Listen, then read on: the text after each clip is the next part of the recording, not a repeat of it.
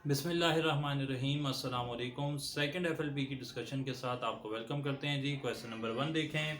N ion X+2 has 2 electrons in its valence shell. एक ion X+2 उसके valence shell में 2 electron हैं। X+2 से मतलब ये पता लगा कि उसने 2 इलेक्ट्रॉन लूज़ कर दिए हैं। तो फिर वो पूछता है कि how many electrons were there in its valence shell before ionization. तो जब ये आयनाइज नहीं हुआ था तो उस वक्त इसके पास कितने इलेक्ट्रॉन थे, तो डेफिनेटली कि 2 इलेक्ट्रॉन उसने लूज़ किए हैं। तो अनआयनाइज फॉर्म में उसके वैलेंस शेल में 4 इलेक्ट्रॉन रहे होंगे। Second question, the orbital of A nitrogen atom may be represented by which of the following arrangement of electrons in the ground state। तो नाइट्रोजन एटॉमिक नंबर 7 है, draw कर लेते हैं। 1s2 2s2 2px y और z के अंदर एक एक इलेक्ट्रॉन। तो ये अरेंजमेंट हमें बीटा में नजर आ रही है, टिक कर देंगे। Third question, after removal of 1 electron from the outer most shell of each atom which will have maximum number of unpaired electrons. अगर आप इन सब के वैलेंस सेल से एक एक इलेक्ट्रॉन निकाल दें तो किसके पास अनपेयर्ड इलेक्ट्रॉन ज़्यादा होंगे। तो हम यहाँ पर सोडियम को देखते हैं। सोडियम की वैलेंस कन्फिग्रेशन है 3s1। ये इलेक्ट्रॉन निकल जाएगा तो पीछे 2b बचेगा जो 2p6 जो कि पेयर्ड ही है। नाइट्रोजन को देखें, नाइट्रोजन की इलेक्ट्रॉनिक कन्फिग्रेशन में से एक इलेक्ट्रॉन निकाल दें, 2 अनपेयर्ड इलेक्ट्रॉन बचेंगे। ऑक्सीजन को देखते हैं तो ये हो जाएगा 1s2 2s2 2px1 2 2py में 1 है और 2pz में भी 1 है। अगर आप एक इलेक्ट्रॉन इसका निकालते हैं तो यहाँ पर 3 अनपेयर्ड इलेक्ट्रॉन बचेंगे। इसके बाद बेरिलियम देख लें, 1s2 होता है 2s2 होता है। 1s2 और 2s2 और अगर आपने एक इलेक्ट्रॉन निकाल भी दिया 2s2 में से तो इसके पास 2s1 बचेगा, यानी कि एक अनपेड इलेक्ट्रॉन 2s में। अब ज़रा दोबारा से देख लें कि सोडियम के पास कोई अनपेड इलेक्ट्रॉन नहीं है, नाइट्रोजन के पास 2 अनपेड इलेक्ट्रॉन है, ऑक्सीजन के पास आफ्टर रिमूवल 3 अनपेड इलेक्ट्रॉन है, जबकि बेरिलियम में एक अनपेड इलेक्ट्रॉन है। तो यहाँ पर सी ऑक्सीजन सही जवाब हो गया। Fourth question, the electronic configuration of कॉपर+2। कॉपर+2, कॉपर की इलेक्ट्रॉनिक कन्फिगरेशन देख लें। 29 atomic number, argon 4s1 3d10। अब 2 इलेक्ट्रॉन आपने निकालने हैं, एक 4s में से निकलेगा और एक 3d में से निकलेगा। तो यहाँ बचेंगे 3d9 और 4s0 है तो आप इसे ना भी लिखें। तो यहाँ पे बच गया D option, argon 3d9। Fifth question है, an improbable electronic configuration is. Improbable electronic configuration हो सकती है 3d4 4s2, क्योंकि यहाँ पर d में से एक इलेक्ट्रॉन जो है s का एक इलेक्ट्रॉन d में जाना चाहिए और d हो जाने चाहिए 5, जो कि half filled d sub shell बनेगा और वो एक स्टेबल कन्फिगरेशन बनेगी। तो यहाँ पर अल्फा ऑप्शन हो गया, आर्गॉन 3d4 4s2। ये इम्प्रॉबेबल है, आपने ये कभी देखी भी नहीं होगी। इसके अलावा बाकी कन्फिगरेशंस आप देख चुके हैं। Six question, which of these contains only one polar covalent bond. One polar covalent bond जो है ये हमारे से सवाल पूछा गया है कि यहाँ पर किस में है। तो यहाँ पर हमें अल्फा ऑप्शन देख लेते हैं, CH3F। CH3F में CH3F यहाँ पे कार्बन फ्लोरीन बॉन्ड जो है ये पोलर हो जाएगा। इसके मुकाबले में आप जो है सिर्फ एक ही बॉन्ड है और कोई पोलर नहीं है। इसके मुकाबले में अगर आप देखते हैं CIH3 या CHI3 तो यहाँ पे कार्बन और आयोडीन की जो इलेक्ट्रोनेगेटिविटी है वो सेम है, इसलिए वो बॉन्ड पोलर नहीं होता। इलेक्ट्रोनेगेटिविटी वहाँ पे बिल्कुल एग्जिस्ट नहीं करती। सेवन क्वेश्चन आ गया, molecule that has polar bonds but is overall non polar. तो इसके लिए मैंने कुछ कंडीशंस बताई थी कि कई दफ़ा ऐसे हो सकता है कि एक मॉलिक्यूल के अंदर अगर 2 टाइप के एटम हों, उनके अंदर कोई लोन पेयर ना हो और इलेक्ट्रोनेगेटिविटी का डिफरेंस 0.5 से 1.7 हो, तो फिर उनमें पोलर बॉन्ड तो होते हैं लेकिन ओवरऑल मॉलिक्यूल नॉन पोलर होता है। तो अगर आप गौर करें तो IF7 में कोई लोन पेयर नहीं है, PCl5 में कोई लोन पेयर नहीं है, CCl4 में कोई लोन पेयर नहीं है। 2 टाइप के एटम है और इलेक्ट्रोनेगेटिविटी का डिफरेंस भी अच्छा खासा है। तो यहाँ पे all of these have polar bonds but are overall non polar. 8 question, the number of lone pairs on oxygen in COR। CO में हम लोन पेयर देख लेते हैं। कार्बन ट्रिपल बॉन्ड ऑक्सीजन, जिसमें ऑक्सीजन ने अपना एक लोन पेयर डोनेट किया है, एक लोन उसके पास है। इसी तरीके से कार्बन के पास भी एक लोन पेयर है, तो यहाँ पे एक लोन पेयर ऑक्सीजन पर। ये सही जवाब हो गया 8 में alpha option. 9, non spontaneous process is. Evaporation spontaneous है, न्यूट्रलाइजेशन एसिड बेस का रिएक्शन स्पॉन्टेनियस है, expansion of gas in vacuum, अगर गैस को लोअर कंडेंस्ड एरिया से अगर आप हाई एरिया में यानी कि ओपन एयर में एक्सपेंड करेंगे, वैक्यूम में एक्सपेंड करेंगे जहाँ पर प्रेशर कम है, तो फिर वो खुद ब खुद स्पॉन्टेनियसली एक्सपेंड करेगी। ये भी स्पॉन्टेनियस प्रोसेस है। जबकि condensation of steam eight 100 degree centigrade, steam का वापस लिक्विड में आना 100 डिग्री सेंटीग्रेड पर, स्टीम का वापस लिक्विड में आना एट 100 डिग्री सेंटीग्रेड, ये एक नॉन स्पॉन्टेनियस प्रोसेस है, ये खुद ब खुद नहीं होगा। तो डेल्टा ऑप्शन नॉन स्पॉन्टेनियस है। 10 a correct thermochemical equation is, thermochemical equation वो करेक्ट होती है जिसमें रिएक्टेंट और प्रोडक्ट की स्टैंडर्ड फिजिकल स्टेट लिखी गई हो और एनर्जी चेंज भी बताई गई हो। तो कार्बन सॉलिड होता है, ऑक्सीजन गैस होती है, कार्बन डाइऑक्साइड गैस होती है, और एनर्जी चेंज यहाँ पर -393.7 किलो जूल पर मोल है, इसलिए डी ऑप्शन हमने टिक किया। 11 for the reaction H2 + Cl2 से 2HCl बन रहे हैं और 2HCl से H2 + Cl2 बन रहे हैं। तो अब इसके बारे में क्या बात सही है, आप देख सकते हैं कि हाइड्रोजन और क्लोरीन से HCl बन रहा है और HCl वापस हाइड्रोजन और क्लोरीन में टूट रहा है। तो ये जो दोनों वैल्यूज़ हैं x1 और x2, इन दोनों वैल्यूज़ के अंदर एक बात तो कॉमन होगी कि इनकी न्यूमेरिकल वैल्यू सेम होगी, अलबत्ता इनका जो साइन है वो रिवर्स होगा। तो न्यूमेरिकल वैल्यू इनकी सेम होगी लेकिन इनका साइन जो है वो डिफरेंट होगा। सही है जनाब, तो इसलिए हमने टिक कर दिया कि x1 and x2 are numerically equal. 12 आ गया, delta H formation is equal to -572 kilo joule per mole for water. It means that enthalpy of formation, enthalpy of formation की डेफिनेशन अगर हम करें तो दो हाइड्रोजन एक ऑक्सीजन से मिलकर जब दो वाटर मॉलिक्यूल बनाते हैं तो यहाँ पर जो एंथैल्पी चेंज है वो -572 है। -572 वैल्यू कब आती है, जब हम ग्राफ के अंदर प्रोडक्ट नीचे को देखते हैं, रिएक्टेंट ऊपर को देखते हैं, तो ये डेल्टा H जो है ये आता है नेगेटिव। अब डेल्टा H नेगेटिव से ये बात तो कंफर्म हो गई, पक्की हो गई कि वाटर जो है इसकी एनर्जी रिएक्टेंट से कम है, वाटर ज़्यादा स्टेबल है एज़ कम्पेयर टू रिएक्टेंट्स। और माइनस का मतलब है कि ये एक्सोथर्मिक रिएक्शन है। और यहाँ पर डेल्टा H नेगेटिव होने से स्पॉन्टेनिटी का नहीं पता लगता, क्योंकि यहाँ पर एक एक्टिवेटेड कॉम्प्लेक्स भी बनना है, तो हो सकता है कि उसकी एनर्जी ज़्यादा होने की वजह से डेल्टा H स्पॉन्टेनिटी का क्राइटेरिया नहीं है। स्पॉन्टेनिटी का क्राइटेरिया है एंट्रोपी या गिब्स फ्री एनर्जी। तो डेल्टा H नेगेटिव होने से हमें रिएक्शन के स्पॉन्टेनियस होने का तो पता नहीं लगा, एक्सोथर्मिक होने का पता लग गया, और हमें ये भी पता लग गया कि water is at lower energy than its reactants. Water जो है अपने रिएक्टेंट से कम एनर्जी पर है, तभी साइन नेगेटिव आ रहा है।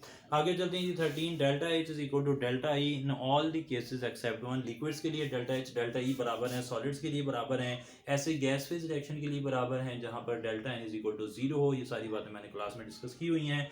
D option for gas phase reaction having greater number of moles of product, ऐसा नहीं है जी। अगर प्रोडक्ट और रिएक्टेंट के मोल्स बराबर नहीं होंगे तो फिर डेल्टा H और डेल्टा E भी बराबर नहीं होंगे। डेल्टा ऑप्शन टिक कर लें। 14, 100 gram of a substance decay slower then 50 gram of the same substance, the order of decay follows kinetics.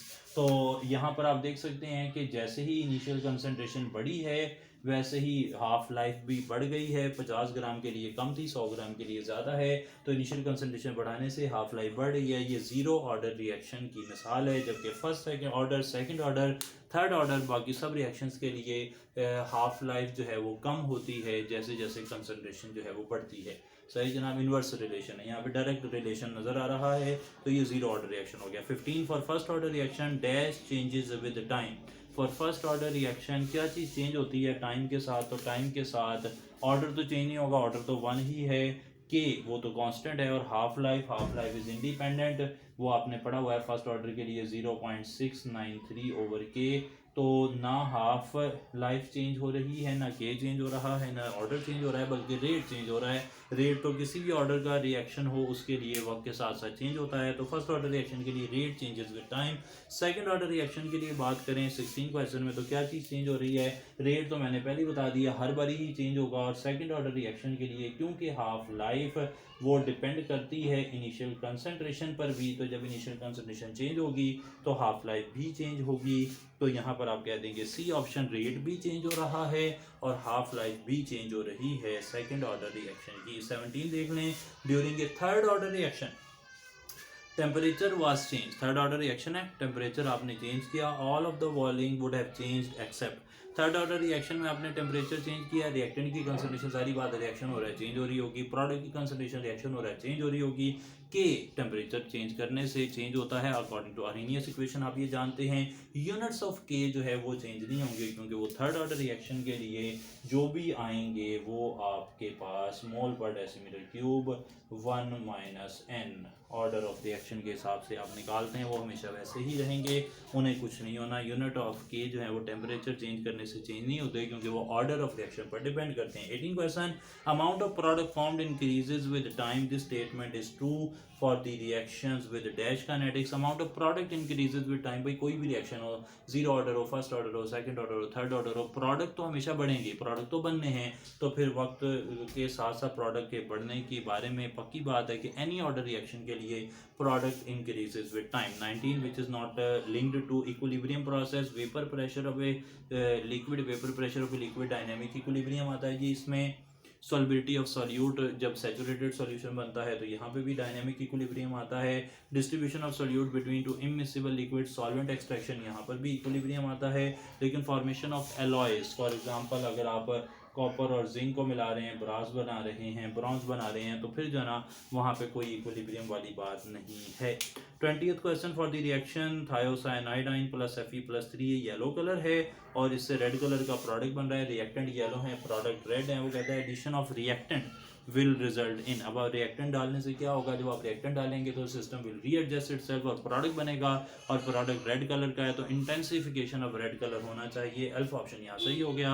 21 for the reaction 3x + y x3y बन रहा है, delta H is positive, the amount of product obtained depends upon, amount of product obtained किस किस चीज़ पर depend कर रही है, तो क्योंकि ये एंडोथर्मिक प्रोसेस है तो जब आप टेम्परेचर चेंज करेंगे तो रिएक्शन के अंदर जो प्रोडक्ट की अमाउंट है वो चेंज होगी, बढ़ जाएगी अमाउंट। और इसी तरीके से अगर प्रेशर, क्योंकि रिएक्टेंट और प्रोडक्ट के मोल्स बराबर नहीं है, तो जब आप प्रेशर बढ़ाएंगे या कम करेंगे तो भी अमाउंट ऑफ प्रोडक्ट ऑब्टेन जो है उस पर असर पड़ेगा। तो यहाँ पर सी ऑप्शन टी और पी दोनों पर डिपेंड कर रही है, लेकिन कैटालिस्ट पर डिपेंड नहीं कर रही क्योंकि कैटालिस्ट रिवर्सिबल रिएक्शंस की रफ्तार दोनों को चेंज करता है, लेकिन इक्विलिब्रियम यील्ड प्रोडक्ट की या रिएक्टेंट की उसको तब्दील नहीं करता। 22 आ गया, for x + y reversible reaction Z Kc is equal to 6 × 10⁻⁷, it means that at equilibrium, तो इक्विलिब्रियम पर अगर Kc की वैल्यू कम आ रही है तो Kc की वैल्यू कम उस वक्त आती है जब प्रोडक्ट कम हो और रिएक्टेंट ज़्यादा हो, और अगर प्रोडक्ट कम आ रहा है तो इसका मतलब है कि रिएक्टेंट जो हैं they are favoured, x and y are favoured. तो ये हो गया 22 में सी ऑप्शन। 23 की तरफ चलते हैं जी। 23 देख लें, 2 ओजोन से 3 ऑक्सीजन बन रही हैं, 10⁻55 Kc की वैल्यू है। It explains that extra ordinary instability of ozone, यहाँ पे ओजोन जो है क्योंकि बहुत जल्दी से टूट रही है इसलिए extra ordinary instability of ozone यहाँ से साबित हो रही है क्योंकि वो अनस्टेबल और फौरन से ऑक्सीजन में टूटना चाहती है। बी ऑप्शन हो गया, the reduction potential of zinc, copper, iron and silver are in the order. Reduction potential जिसका सबसे ज़्यादा है वो जारी बात है होगा सिल्वर, उसके बाद आएगा कॉपर, उसके बाद आएगा आयरन, उसके बाद आएगा जिंक। ये इलेक्ट्रोकेमिकल सीरीज में इनकी रिवर्स ऑर्डर में इनकी पोजीशन भी है, जिंक सबसे ऊपर है और सिल्वर सबसे नीचे है, तो ए ऑप्शन यहाँ सही हो गया। 25 है, 2ClO नेगेटिव से ClO3 नेगेटिव और 2Cl नेगेटिव बन रहे हैं। आप इन्हें देख लें रिएक्शन को, यहाँ पर ClO नेगेटिव में क्लोरीन है +1 और ClO3 नेगेटिव में क्लोरीन है +5 और Cl नेगेटिव में क्लोरीन है -1, यानी कि +1 से +5 और +1 से -1 दो जगह पर जा रहे हैं। इंक्रीज भी हो रहा है ऑक्सीडेशन नंबर और डिक्रीज भी हो रहा है, इसे कहते हैं डिस्प्रोपोर्शनेशन रिएक्शन। सी ऑप्शन हो गया। 26 the contribution of oxygen bond towards oxidation number calculation is, याद रख लें कि सिमिलर एटम्स के दरमियान जो बॉन्ड होता है उसका ऑक्सीडेशन नंबर में कोई कंट्रीब्यूशन नहीं होता। जब आप कहते हैं कि एक नॉर्मल ऑक्साइड है HOH और यहाँ पे ऑक्सीजन +1 हाइड्रोजन और ऑक्सीजन -2 हो गई, ये वाटर है, और इसके मुकाबले में हाइड्रोजन पर ऑक्साइड में आप कहते हैं कि ऑक्सीजन -1 होती है। वो -1 क्यों होती है? इस तरह होता है कि +1 ऑक्सीजन -1 क्योंकि एक बॉन्ड जो होता है ना, एक सिंगल बॉन्ड कोवलेंट बॉन्ड, उससे +1 और -1 चार्ज आता है। ये दोनों सिमिलर एटम्स के दरमियान में बॉन्ड है तो ये कंट्रीब्यूट नहीं कर रहे, और जब ये कंट्रीब्यूट नहीं कर रहे आपस वाले बॉन्ड से तो इसलिए इन पर चार्ज -1 रह गया। यहाँ पे ऑक्सीजन ने 2 लेस इलेक्ट्रोनेगेटिव एटम से 2 बॉन्ड बनाए हुए थे, तो उस पर चार्ज -2 हो गया। ये बात इन्फॉर्मेशन आप तक पहुंचा दी मैंने, जो कि एक अच्छी इन्फॉर्मेशन थी। सही जनाब, तो 0 हो गया। 27 देख लें। The compound that contains all primary, secondary, tertiary and quaternary carbons 2,3,3 trimethyl pentane देखना पड़ेगा। पेंटेन है 1 2 3 4 5 2,3,3 ट्राईमेथाइल पेंटेन 2,3,3 ट्राईमेथाइल पेंटेन जी। स्ट्रक्चर देख लें जी। 2,3,3 ट्राईमेथाइल पेंटेन। अब यहाँ पर ये आ गया प्राइमरी कार्बन, ये है सेकेंडरी कार्बन, ये है टर्शरी कार्बन और ये है क्वाटरनरी कार्बन। चारों तरह के कार्बन यहाँ मौजूद हैं बीटा ऑप्शन में।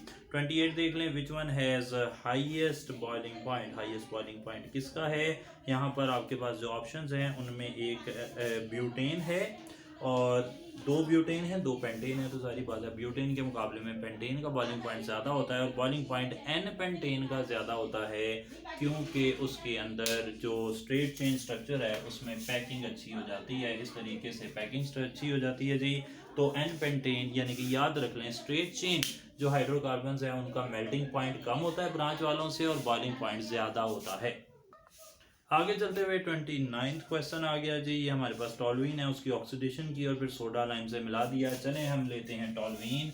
टॉलुइन आ गया C6H5CH3, इसकी ऑक्सीडेशन की है तो डेफिनेटली ये चला गया होगा बेंजोइक एसिड में। और बेंजोइक एसिड को आप जब मिलाते हैं सोडा लाइम से यानी कि NaOH और CaO से तो ये डीकार्बोक्सिलेशन हो जाती है, CO2 निकल जाता है और यहाँ पर बन जाएगी बेंजीन। सही है जी, ऑप्शन है बी बेंजीन। 30 आ गया। Which alkene on ozonolysis gives propanaldehyde and acetone. तो प्रोपेनल्डिहाइड का फार्मूला देख लें, CH3CH प्रोपेनल्डिहाइड, बल्कि CH3CH2 कर लेते हैं, CH3CH2 और ये आ गया प्रोपेनल्डिहाइड। अब इसके मुकाबले में सामने हमने बनाना है एसीटोन CH3CH3 और डबल बॉन्ड O।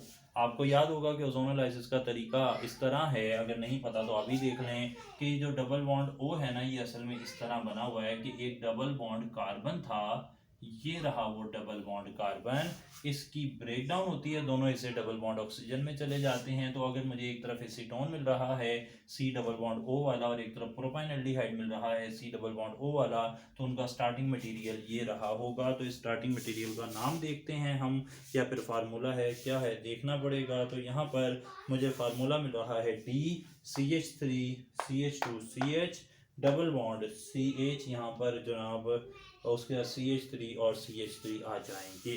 क्लियर हो गई जी बात। तो डेल्टा ऑप्शन हो गया। डेल्टा ऑप्शन में एक बस छोटा सा प्रॉब्लम है कि उसमें इस कार्बन के साथ हाइड्रोजन दिखाया गया, जो कि नहीं हो सकता क्योंकि बॉन्ड ज़्यादा हो जाएंगे। सही जनाब, तो वैसे ओवरऑल यही स्ट्रक्चर था। डेल्टा ऑप्शन यहाँ पे सबसे ज़्यादा अप्रोप्रिएट लग रहा है।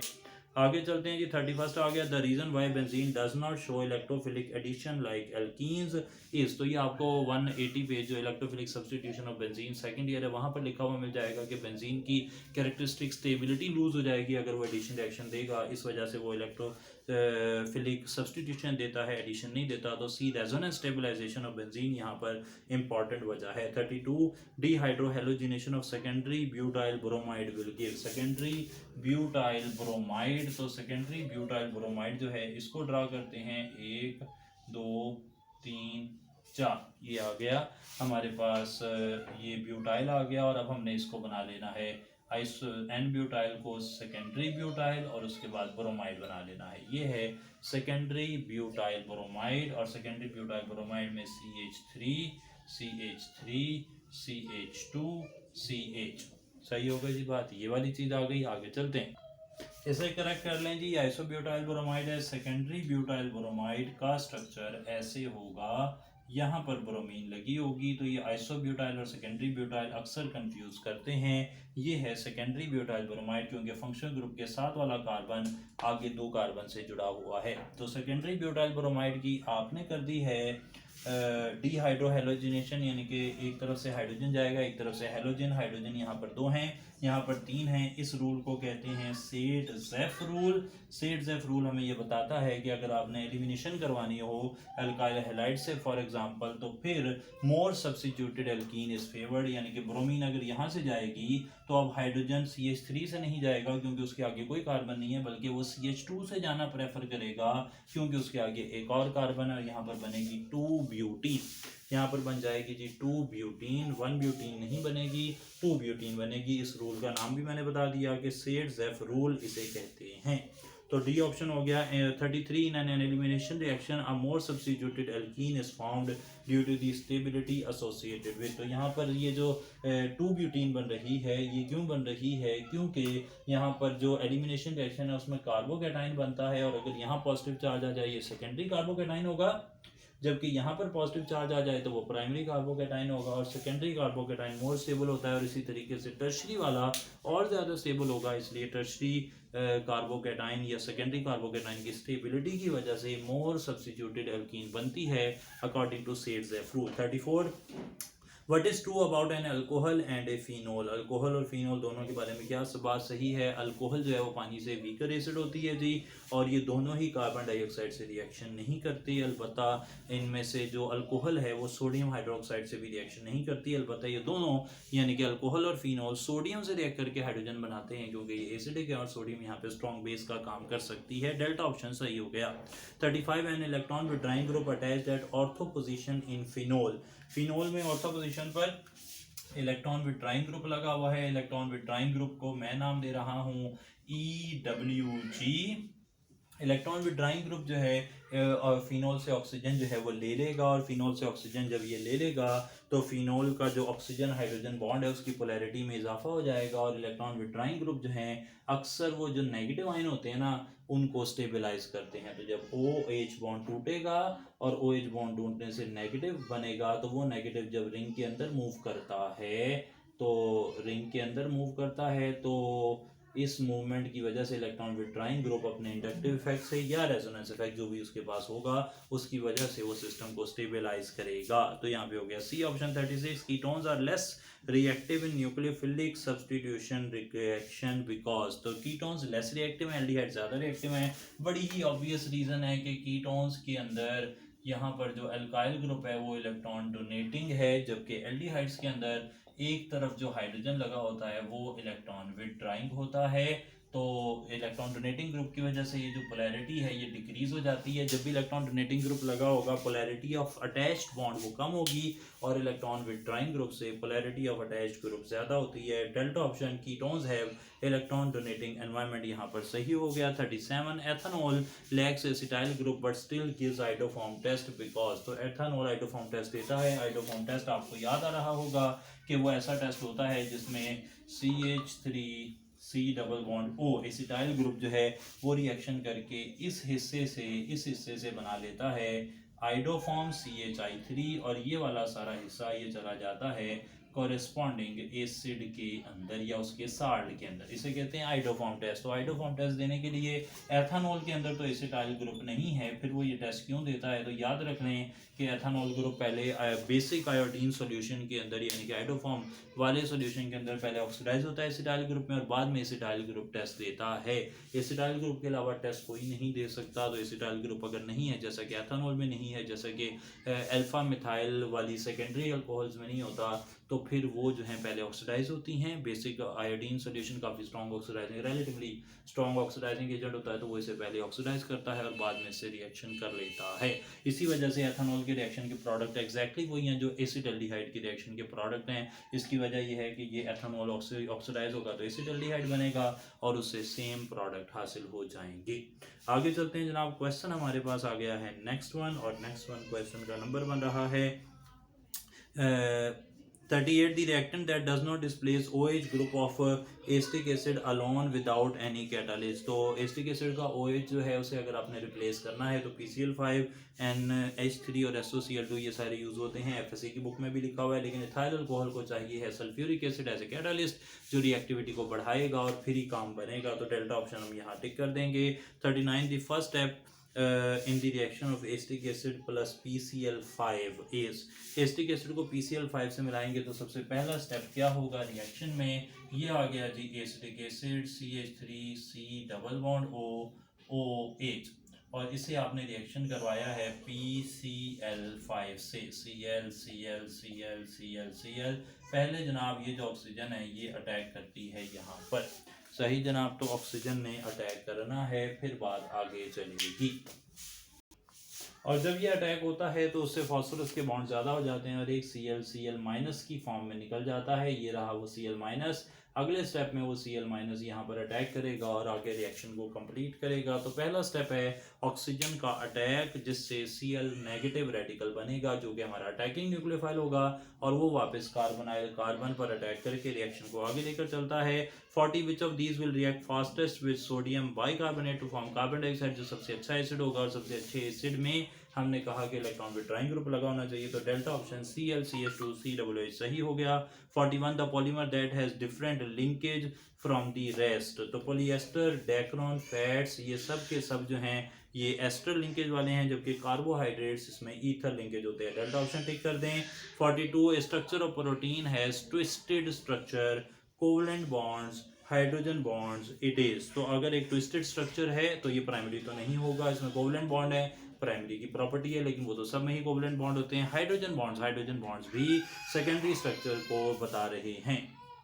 तो ये सब अलामतें जो है मिलकर बता रही हैं कि प्रोटीन का सेकेंडरी स्ट्रक्चर है। बीटा ऑप्शन हो गया। 43 the fatty acid that shows reducing property is, fatty acid जिसमें रिड्यूसिंग प्रॉपर्टी है वो है फॉर्मिक एसिड, क्योंकि इसमें फॉर्माइल ग्रुप है जो कि एल्डिहाइडिक ग्रुप है, इस वजह से mild oxidizing agent like Tollens reagent, Benedict solution वगैरह से ये रिएक्ट कर सकता है। अल्फा ऑप्शन हो गया। 44 acid rain retards tree growth, affects marble construction, kills fishes, all सारी ही सही हैं। आगे चलते हैं जनाब। Which of the following is not an example of wet acid deposition, snow, mist, fog, सारे किताब में लिखे हुए हैं एफएससी में कि ये वेट एसिड डेपोजिशन है, जबकि डस्ट जो है ये किसी तरीके से भी एसिड डेपोजिशन की वेट फॉर्म में नहीं आ रही। 46 ozone layer needs protection from, तो ओजोन लेयर्स को जी प्रोटेक्शन चाहिए एरोसोल से, वो जो क्लोरोफ्लोरोकार्बन्स वगैरह हैं जो हवा में ऊपर की तरफ जाते हैं और नुकसान पहुंचा सकते हैं, उनसे चाहिए है प्रोटेक्शन। सही हो गई जनाब। आगे की तरफ चलते हैं। मजीद हमारे पास सवाल आ गया है 46 हो गया। 47 the metal that forms oxide on reacting with boiling water, तो बॉइलिंग वाटर के साथ मिलकर बेरिलियम रिएक्शन नहीं करता, मैग्नीशियम ऑक्साइड बनाता है, जबकि कैल्शियम और स्ट्रोंशियम जो है वो हाइड्रोक्साइड बनाते हैं। 48 for halogen acids all parameters increase except moving from HCl to HI, HCl से HI की तरफ जा रहे हैं, HCl से नीचे की तरफ HBr आ रहा है और HI आ रहा है। Down the group melting point जो है वो तो इंक्रीज करते हैं, एसिडिक स्ट्रेंथ भी इंक्रीज करती है, और रिड्यूसिंग पावर जो है वो भी इंक्रीज करती है, लेकिन जो स्टेबिलिटी है वो डिक्रीज करती है, यानी कि HI को तोड़ना रिलेटिवली ईजियर है एज कम्पेयर टू HBr या HCl, तो स्टेबिलिटी कम होती है, बाकी मेल्टिंग पॉइंट भी उनके बढ़ते हैं और एसिडिक स्ट्रेंथ भी बढ़ती है, रिड्यूसिंग पावर भी बढ़ती है। तो 49 आ गया। Oxidizing power is not affected by, oxidizing power के 4 पैरामीटर्स 5th चैप्टर में एफएससी में लिखे हुए मिल जाएंगे। Bond association energy, hydration energy, electron affinity तीनों असर डालते हैं, लेकिन आयनाइजेशन एनर्जी इस पर असर नहीं डालती। 50 आ गया। Properties of beryllium and aluminium are similar because they are, तो हमने ये पढ़ा हुआ है कि इनमें रेडियस रेशो सेम होती है, फजान रूल्स के मुताबिक इनमें डायगोनल रिलेशन आ जाता है due to similar charge to size ratio, जिसे कहते हैं charge to size ratio, phi की वैल्यू सेम होने की वजह से। डेल्टा ऑप्शन हो गया। 51 the fact that HFO2, HFO3 and HFO4 do not exist can be related to, तो फ्लोरीन जो है वो रेस्ट्रिक्टेड टू ऑक्टेट है, यानी कि वो 8 ही इलेक्ट्रॉन अपने वैलेंस शेल में रखना पसंद करता है, उसके पास 2D नहीं है, D सब शेल ना होने की वजह से वो सिर्फ एक ही बॉन्ड बनाना पसंद करता है, और इसी वजह से वो 2 या 3 बॉन्ड वाले HFO2 वगैरह नहीं बना सकता। डेल्टा ऑप्शन टिक कर देंगे। 52 वेरिएबल ऑक्सीडेशन स्टेट और is related to transition elements, partially filled d orbital जो हैं वो वजह बन रहे हैं वेरिएबल ऑक्सीडेशन स्टेट की। सही है जनाब। जो डी में जिस तरह जेड जिंक को देखें जिंक है, जिंक होता है 3d10, तो जिंक की कॉमन ऑक्सीडेशन स्टेट +2 ही है, लेकिन अगर डी में 8 या 7 या 6 या 5 पार्शली फिल्ड हो डी तो फिर वो वेरिएबल ऑक्सीडेशन स्टेट की वजह बनता है। 53 what is the sequence of electrons take up and removal from 4s orbital of a transition metal in 3d series. तो याद रख लें कि जब भी आपने इलेक्ट्रॉन, फॉर एग्जांपल मैं बात कर रहा हूँ स्कैंडियम की, तो स्कैंडियम में आर्गॉन के बाद 19 इलेक्ट्रॉन 4s1 होता है, फिर 4s2 और फिर 3d1, और जब आपने इलेक्ट्रॉन रिमूव करना है फॉर एग्जांपल स्कैंडियम +1 बनाना है आपने, तो आपने जो इलेक्ट्रॉन निकालना है +3 बनाना है आपने फॉर एग्जांपल, तो आपने इलेक्ट्रॉन पहले जो निकालना है वो निकालना है 4s में से एक, फिर 4s में से दूसरा, और फिर 3d में से। तो याद रख लें कि इलेक्ट्रॉन 3d सीरीज में अगर आप बात कर रहे हो लेफ्ट टू राइट, तो इलेक्ट्रॉन 4s में एंटर भी पहले होता है और 4s से लीव भी पहले ही होगा। D option, enters first and leaves first.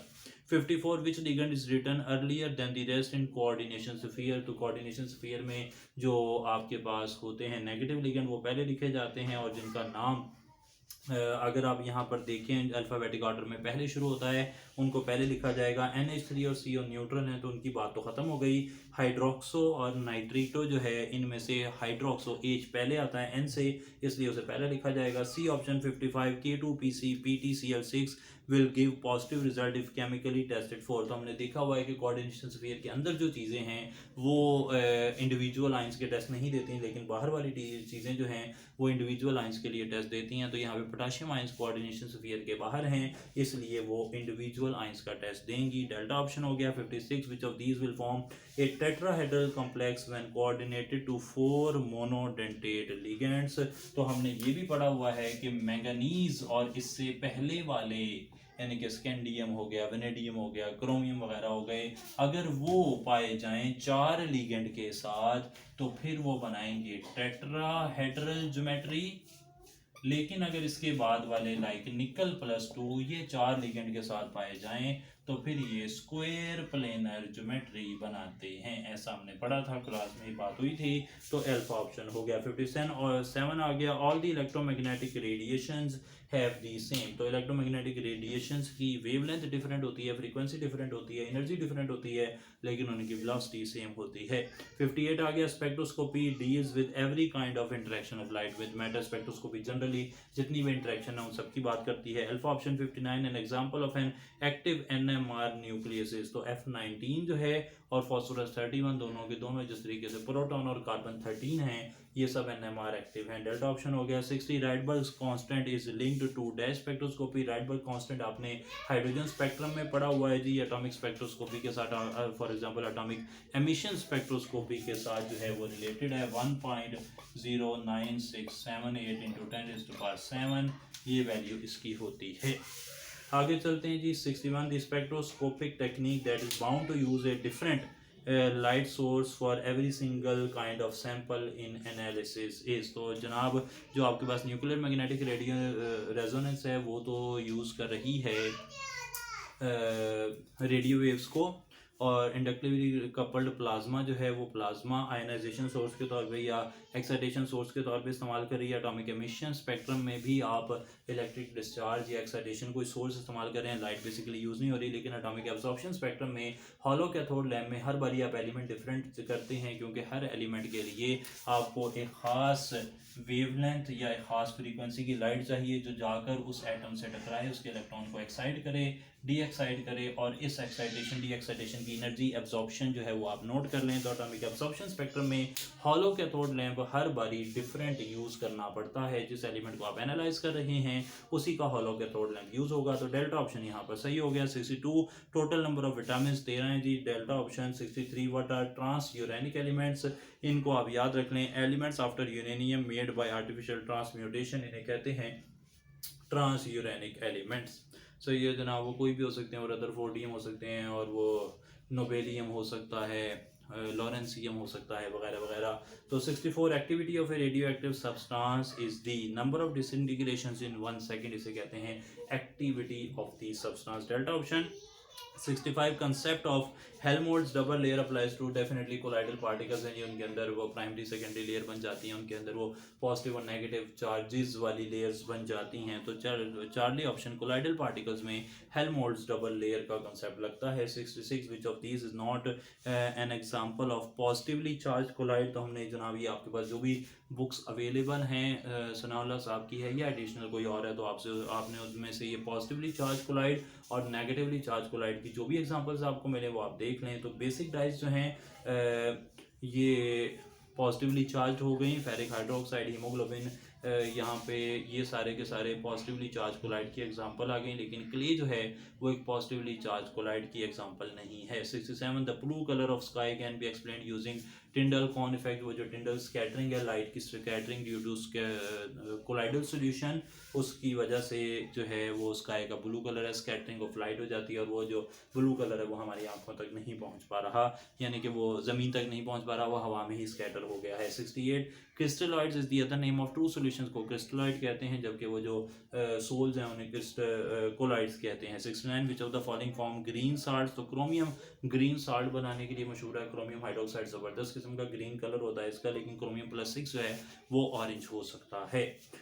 70 आ गया। Which sulphide is yellow in colour. Cadmium sulphide yellow in colour है, लेड सल्फाइड ब्लैक कलर है, कॉपर सल्फाइड ब्लैक कलर है और मर्करी सल्फाइड भी ब्लैक कलर का ही है। 71 which of the following absorption takes place at lower temperature. Low temperature पे physisorption होती है और हाई टेम्परेचर पे केमिक्स ऑप्शन, रिएक्टिविटी वाली ऑप्शन होती है जी। तो डेल्टा ऑप्शन हो गया। 72 for absorption isotherm x/m versus p, the intercept is equal to log of k। Intercept जो है जब आप ये ग्राफ बनाएंगे p x/m, तो यहाँ पर जो इंटरसेप्ट आएगा ये वाली वैल्यू जी इंटरसेप्ट होता है the value of y when value of x is 0, तो ये जो है ये log ऑफ k के बराबर आ जाएगी एब्जॉर्प्शन आइसोथर्म में। सही जनाब। 73 which of the following analytical techniques can be used to extract metal chelates. Metal chelates के लिए सॉल्वेंट एक्सट्रैक्शन हमने पढ़ा हुआ है कि वो इस काम के लिए इस्तेमाल होती है। सॉल्वेंट एक्सट्रैक्शन की एप्लीकेशन में हम इसे ढूंढ सकते हैं। 74 which indicator is use for weak acid and weak base titration. Weak acid strong base हो तो फिनोल्फथालीन यूज होती है। वीक बेस और स्ट्रॉन्ग एसिड हो तो मिथाइल ऑरेंज यूज होता है, और अगर वीक एसिड वीक बेस हो तो फिर आप कोई भी इंडिकेटर इस्तेमाल नहीं कर पाते। Delta option none of these यहाँ पर सही हो जाएगा। 75 the 3 moles of an amino acid having molecular mass 200 gram per mole would have molecules. 3 mole हैं तो सारी बात है उसका मोलर मास तो फर्क नहीं पड़ा। 3 मोल है तो 3 Na यानी कि 3 टाइम्स एवोगैड्रोस नंबर उसमें मॉलिक्यूल्स होंगे। ए ऑप्शन हो गया। 76 the formula used to calculate the total number of electrons in a given subshell. Subshell के अंदर इलेक्ट्रॉन्स निकालने के लिए 2 × 2l+1 ये फार्मूला यूज हो रहा है। D option. 77 the colour with largest wavelength and minimum energy. Largest wavelength विब गाय और में और सबसे राइट पर है, रेड आ गया। रेड की एनर्जी कम और वेवलेंथ ज़्यादा है। 78 solubility of calcium hydroxide is an exothermic process, it's solubility will. तो अगर सॉलिबिलिटी एक्सोथर्मिक है तो इसका मतलब है कि कैल्शियम हाइड्रोक्साइड जब सॉलिड को आप डालते हैं पानी के अंदर तो कैल्शियम हाइड्रोक्साइड बनता है सॉल्यूशन बन जाता है और साथ हीट प्रोडक्ट है। तो जब आप टेम्परेचर क्या करेंगे, सॉल्युबिलिटी जो है अगर आप बढ़ाना चाह रहे हैं, हीट प्रोडक्ट है, आप टेम्परेचर बढ़ाएंगे तो आप हीट ऐड कर रहे हैं तो सॉल्युबिलिटी कम होगी, और अगर टेम्परेचर कम करेंगे हीट विड्रॉ करेंगे, प्रोडक्ट विड्रॉ होगा तो मोर प्रोडक्ट बनेगा, यानी कि इसकी सॉल्युबिलिटी जो है लो टेम्परेचर पर ज़्यादा होगी और हाई टेम्परेचर पर कम होगी। 79 carbohydrates are synthesised in plants by photosynthesis. The order of reaction, photosynthesis का ऑर्डर 0 ऑर्डर होता है, हमें पता ही है। 80 reaction is considered spontaneous if. अगर रिएक्शन स्पॉन्टेनियस होगा तो उसकी गिब्स फ्री एनर्जी कम हो रही होगी और उसकी एंट्रोपी बढ़ रही होगी। एंट्रोपी के बढ़ने वाले सारे रिएक्शन स्पॉन्टेनियस होते हैं। सेकंड लॉ ऑफ थर्मोडायनेमिक्स में हमने पढ़ा, उसे अगर आप सॉल्व कर लें फॉर गिब्स एनर्जी तो उसकी गिब्स फ्री एनर्जी माइनस में हो तो भी रिएक्शन स्पॉन्टेनियस होता है। 81 1 in the field of computer stands for D option, write once read many। 82 Kala Bagh is in Punjab। 83 synonym of flimsy is fragile। 84 which of these is lakab, कायदे आज़म लकब है जी। 85 how to center align text in MS Word, तो control V control Z control H हो सकता है, लेकिन एक बारी करके देख लेंगे। Z और V तो नहीं है तो E और H में से ही कोई है। आगे चलते हैं। 86 shortcut to shift to next worksheet in Excel, control page down. 87 Pakistan first nuclear power station was built in Karachi in 1972 which was provided by Canada ji.